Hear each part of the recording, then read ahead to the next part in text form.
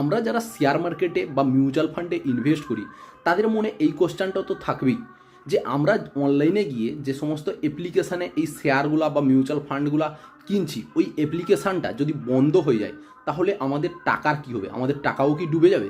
উদাহরণস্বরূপ Angel one, Zerodha, grow বা up স্টকে আমরা ইনভেস্ট করছি, কিন্তু ওই অ্যাপ্লিকেশান যে কোনো একটা অ্যাপ্লিকেশান যদি আজ বন্ধ হয়ে যায় তাহলে আমাদের টাকার কী হবে?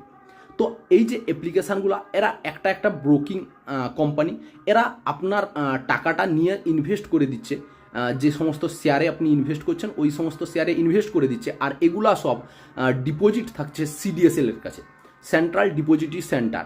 তো আপনার টাকা সিডিএসএল এ সুরক্ষিত থাকছে। এই অ্যাপ্লিকেশানগুলোর কোনো অ্যাপ্লিকেশান যদি কোনো দিন বন্ধও হয়ে যায় তাহলে আপনি অন্য আর একটা অ্যাপ্লিকেশান খুলে ওখানে আপনার শেয়ারগুলো সহজভাবেই ট্রান্সফার করে নিতে পারবেন। ঠিক আছে না? তো এইরকম নলেজ পেতে অবশ্যই আমাদের চ্যানেলকে সাবস্ক্রাইব